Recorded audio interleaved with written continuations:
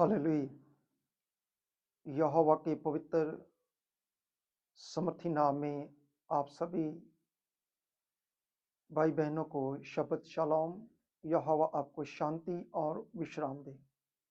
आज हम यहोवा के पवित्र वचन में से एक ऐसे रहस्य को सीखेंगे, जानेंगे जो यहोवा ने अपने वचनों में छिपा के रखा हुआ है।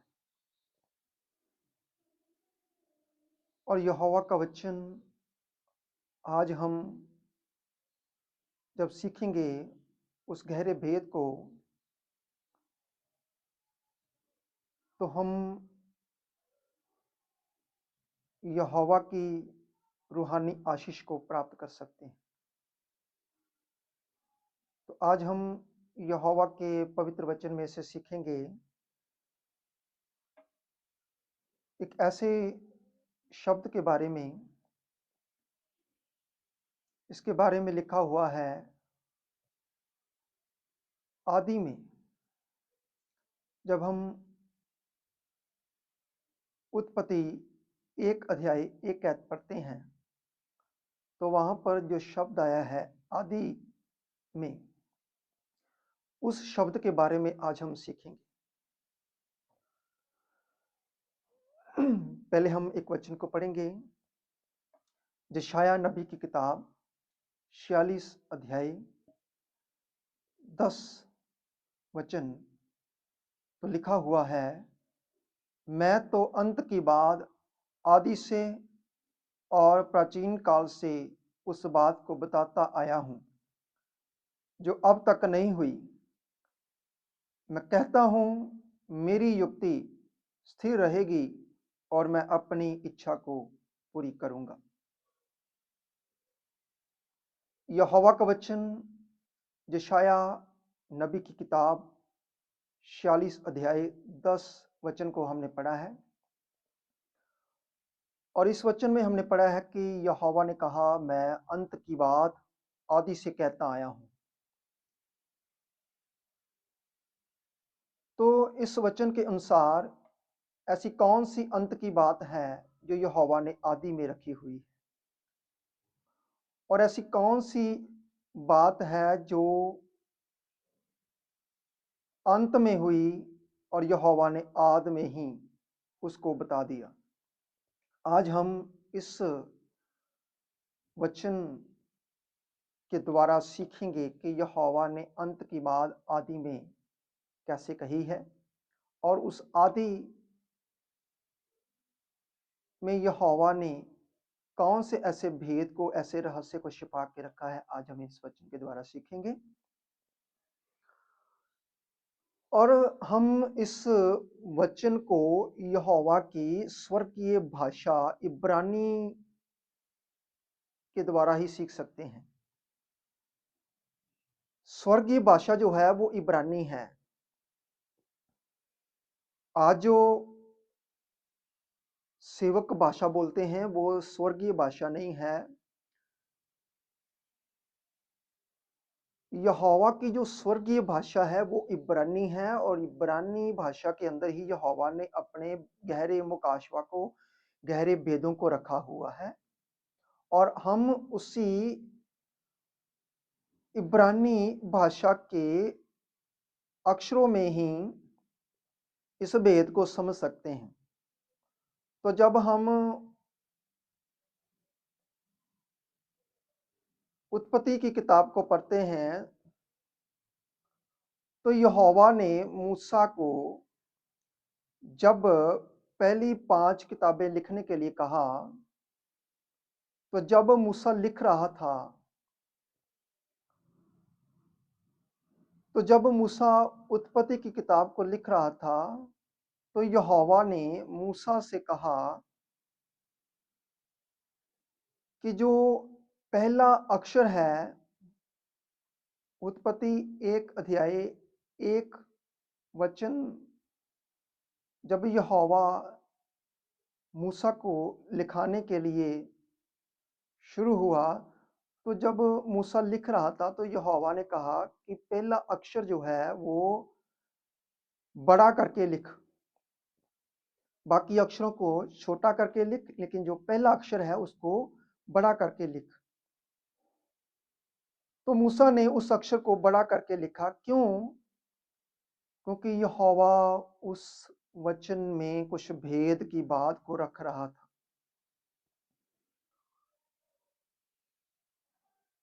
तो आज हम उस भेद की बात को सीखेंगे।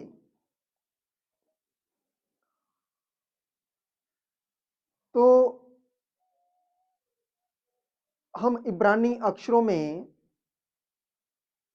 आदि शब्द को देखेंगे कि इब्रानी भाषा में आदि शब्द को क्या कहा गया है। आदि शब्द को इब्रानी भाषा में बारशीत कहते हैं। बारशीत, और इसका मतलब होता है आदि में, शुरू में। और मूसा ने पहले अक्षर को बड़ा करके लिखा, यहोवा ने पहला अक्षर बड़ा करके लिखाया, बाकी अक्षर छोटे करके लिखाए, क्योंकि यहोवा इस शब्द के अंदर कुछ भेद को रख रहा था। और इन अक्षरों की एक खासियत है कि यहोवा ने इन अक्षरों को नंबर्स दिए। एक ऑर्डिनरी वैल्यू होती है और एक स्टैंडर्ड वैल्यू होती है, और हम स्टैंडर्ड वैल्यू के द्वारा इस बात को सीखेंगे।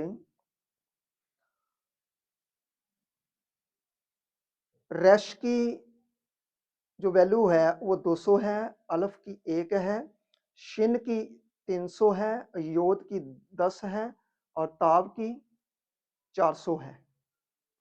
और जब हम इनको प्लस करते हैं, जमा करते हैं, तो 911 आता है। मैंने इसकी वैल्यू को नहीं लिखा क्योंकि यहोवा ने इसको बड़ा करके बताया है। तो हम इस भेद को सीखने जा रहे हैं कि यहोवा ने इसको बड़ा करके लिखाया है, तो क्यों लिखाया है। तो आज हम इस भेद को समझेंगे। जब हम इसको प्लस करते हैं, जमा करते हैं, तो 911 आता है। 911 ये कहीं इशारा कर रहा है। ये किसकी तरफ इशारा कर रहा है? ये 911 नहीं है, बल्कि ये एक तारीख है। 9/11 ये एक तारीख है। ये कौन सी तारीख है और इस तारीख में क्या वाकया हुआ? अमेरिका जो किसी समय में सुपर पावर था, अमेरिका के अंदर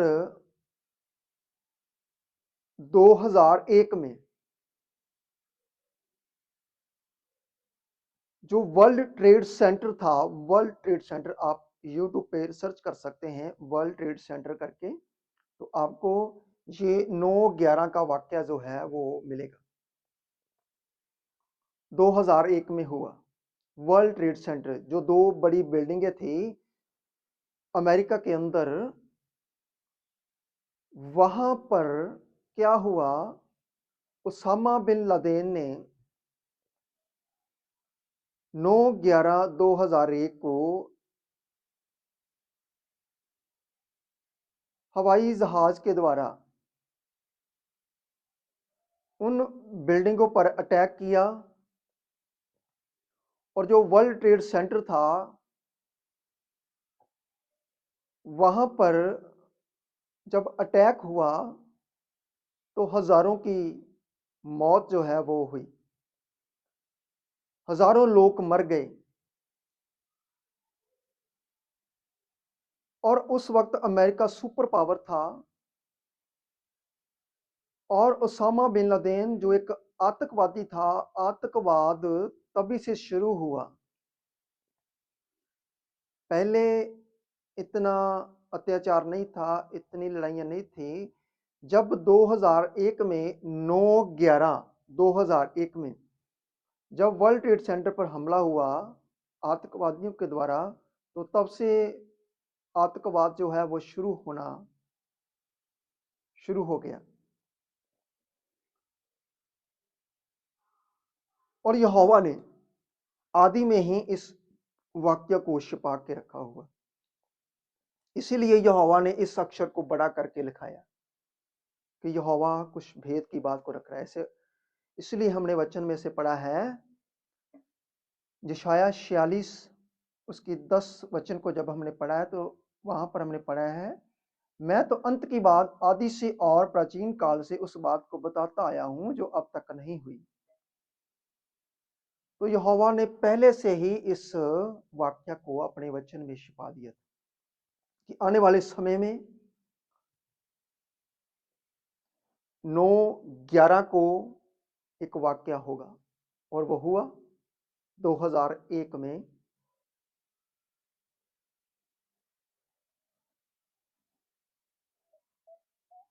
और यहोवा के प्यारे लोगों, यहोवा का वचन इस बात को बयान करता है कि जो हम शब्द देख रहे हैं बराशीत यानी कि आदि में, ये आदि कौन है? जब हम इसकी ऑर्डिनरी वैल्यू और स्टैंडर्ड वैल्यू को प्लस करते हैं, ऑर्डिनरी वैल्यू जे इब्रानी भाषा का दूसरा अक्षर है, और ये 20वां अक्षर है, बैत दूसरा है, रैश 20वां अक्षर है, अल्फ पहला अक्षर है, शिन 21वां अक्षर है, योद 10वां अक्षर है, और ताब 22वां अक्षर है। तो जब हम इनको जमा करते हैं, प्लस करते हैं, तो 76 आता है, यानी कि 76। और जब हम इस वैल्यू को भी प्लस करते हैं तो 913 आता है। और जब हम 7 और 6 को प्लस करते हैं 13 आता है। और जब हम इसको भी प्लस करते हैं 9, 1 और 3 को, और 13 आता है। जब इनको प्लस करते हैं 26 आता है। ये 26 कहीं इशारा करता है, ये 26 किसका कोड है? ये 26 यहोवा का कोड है। यहोवा योद हे वाव हे, योद की 10 वैल्यू है, हे की 5 है, वाव की 6 है, हे की 5 है। जब इनको प्लस करते तो 26 आता है। ये यहोवा का कोड है 26। तो यही कोड हमें बारशीत में मिल रहा है, यानी कि आदि में मिल रहा है, यानी कि यहोवा ही आदि है। यहोवा ही आदि है। हालेलुया। यहोवा ने क्या? यहोवा ने कहा, आद और अंत मैं हूं।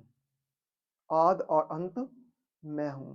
यही बात तो यीशु मसीह ने कही थी प्रकाशित वाक्य के अंदर, मैं ही अल्फा और ओमेगा हूं, मैं ही आद और मैं ही अंत हूं। तो जो आदि है वो यहोवा है।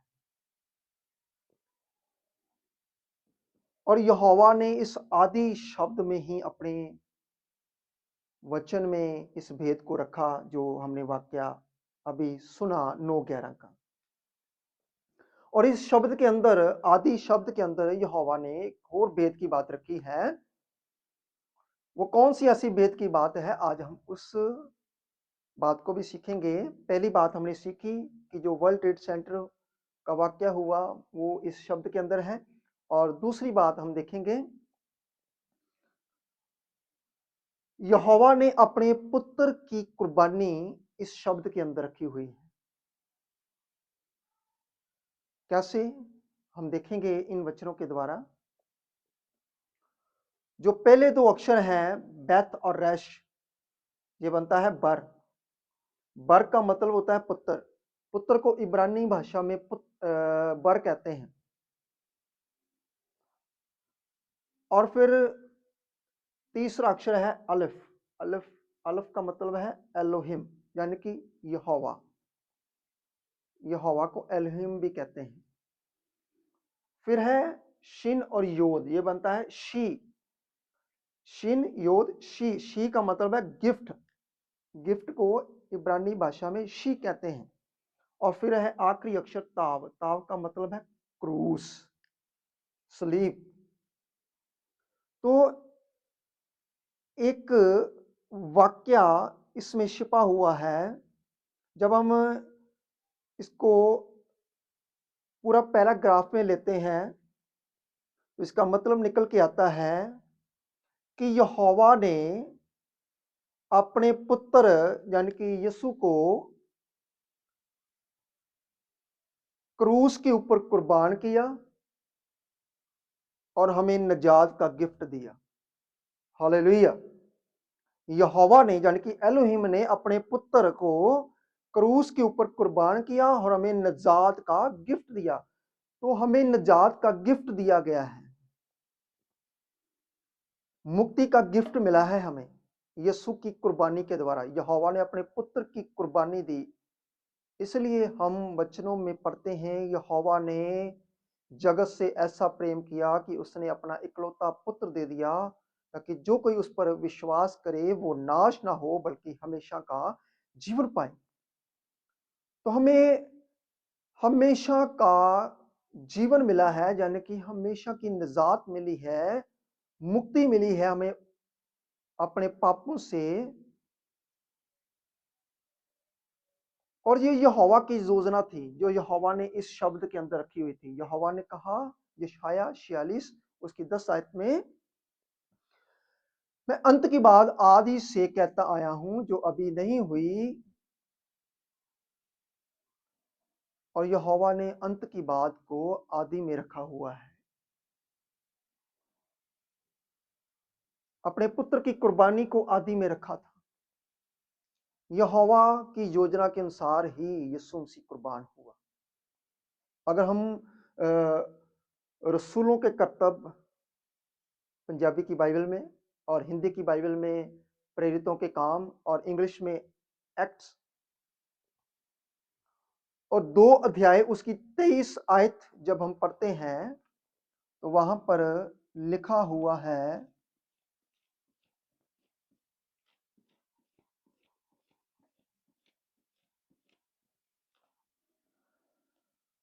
उसी यीशु को जो यहोवा की ठहराई हुई योजना और पूर्व ज्ञान के अनुसार पकड़वाया गया, तुमने अधर्मियों के हाथ से क्रूस पर चढ़ाकर मार डाला। तो यहां पर हमने पढ़ा है कि उस यीशु को जो यहोवा की ठहराई हुई योजना के अनुसार, तो ये यहोवा की योजना थी कि वो अपने प्यारे पुत्र यीशु को इंसान के गुनाहों के लिए कुर्बान करे। ये यहोवा की योजना थी। आज लोग कहते हैं कि यहूदियों ने यीशु मसीह को सलीब दी, यहूदियों ने यीशु को मारा।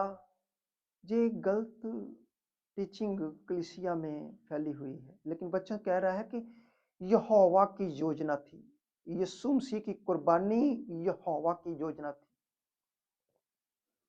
तो यहोवा की योजना के अनुसार यीशु कुर्बान हुआ हमारे गुनाहों के लिए और हमें मुक्ति का गिफ्ट दिया। आज हम यीशु की कुर्बानी के द्वारा बचाए गए हैं, उसके पाक लहू बहाए जाने के द्वारा हम बचाए गए हैं। यीशु मसीह का पवित्र लहू हमें सभी पापों से शुद्ध करता है। जब हम पहला यूहन्ना उसका 1 अध्याय उसकी 7 वचन को जब हम पढ़ते हैं तो यहोवा का वचन हमें इस बात को सिखाता है। लिखा है, और यदि जैसा वह ज्योति में है वैसे ही हम भी ज्योति में चलें तो एक दूसरे से सहभागिता रखते हैं, और उसके पुत्र यीशु का लहू हमें सब पापों से शुद्ध करता है। यीशु मसीह का लहू हमें सभी पापों से शुद्ध करता है और हमें मुक्ति का गिफ्ट प्रदान करता है। जो लोग अंधकार में हैं, बदी में हैं, वो इन बातों को समझ नहीं सकते क्योंकि वो शारीरिक लोग हैं। और शारीरिक लोग यहोवा के गुप्त भेदों को समझ नहीं सकते। आत्मिक लोग ही यहोवा के इन रहस्यों को समझ सकते हैं, जो आत्मा पाए हुए लोग हैं, जो यहोवा के भेदों को समझ सकते हैं, वो आत्मा पाए हुए लोग। जो शारीरिक हैं वो इन वचनों को समझ नहीं सकते, इसलिए हमने आज शारीरिक नहीं रहना, हमें आत्मिक बनना है और आत्मिक बातों को सीखना है। और यहोवा ने अपने आत्मिक भेदों को, आत्मिक रहस्यों को, भविष्यवाणियों को इन वचनों में छिपा के रखा हुआ है। आज हमने इन वचनों को सीखा, जाना, समझा है। आने वाले समयों में हम इन वचनों के ऊपर और भी बहुत सी बातों को सीखेंगे। यहोवा आपको बरकत दे। आमीन।